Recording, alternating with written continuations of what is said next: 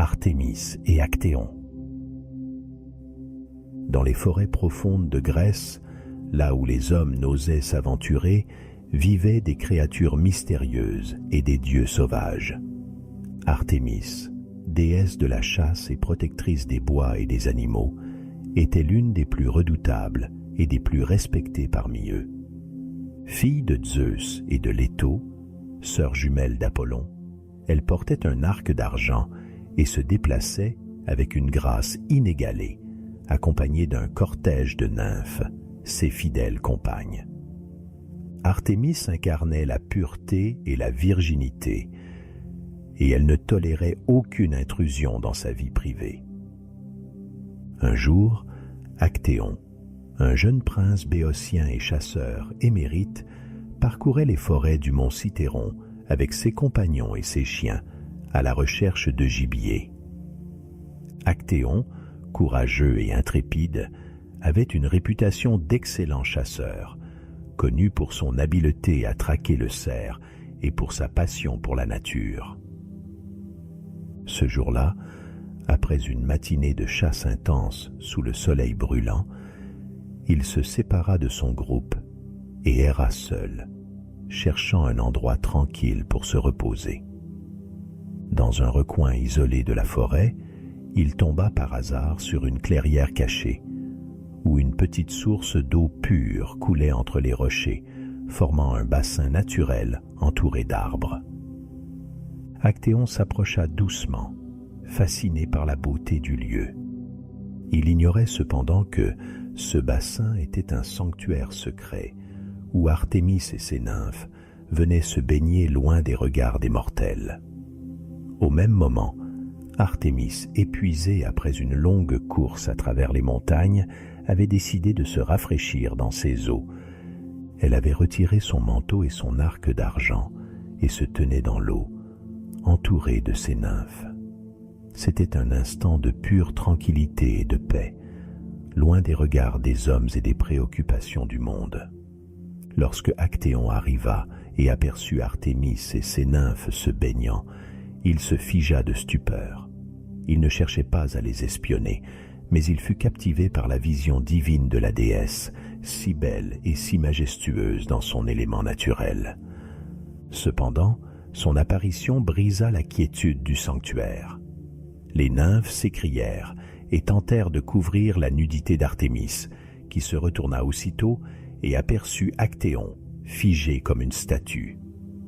Le visage d'Artémis se durcit, exprimant une colère froide et implacable. Elle, la déesse farouche et virginale, avait été surprise dans son intimité par un mortel. Pour Artémis, ce regard involontaire, bien que dépourvu de malveillance, était un outrage inacceptable.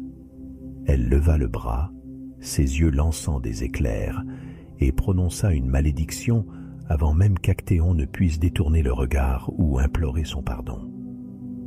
Puisque tes yeux ont osé profaner ce que tu ne devais jamais voir, puisses-tu devenir la proie de tes propres chiens, s'écria-t-elle, pleine de fureur.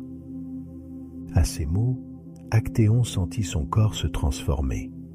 Ses bras devinrent des pattes, son corps se couvrit de poils, et sa tête se métamorphosa en celle d'un cerf avec des bois majestueux. Terrifié, il essaya de crier, mais seul un brame rauque sortit de sa bouche. Désorienté et en proie à la panique, il s'enfuit dans la forêt, tentant d'échapper à son propre sort. Mais la malédiction d'Artémis poursuivait son cours.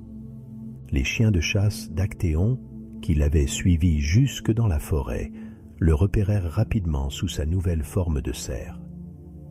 Leurs instincts de chasseurs se déclenchèrent aussitôt, et sans reconnaître leur maître, ils se mirent à le poursuivre avec une férocité redoutable. Actéon, comprenant qu'il ne pourrait échapper à ses propres chiens, courut à travers bois, mais sa fuite ne fit qu'exciter davantage la meute. Les chiens, fidèles à leur entraînement et dirigés par un instinct infaillible, se lancèrent à sa poursuite avec des aboiements féroces. L'angoisse d'Actéon augmentait à chaque instant, car il savait que ses propres compagnons de chasse, ceux qu'il avait entraînés et aimés, étaient désormais ses bourreaux.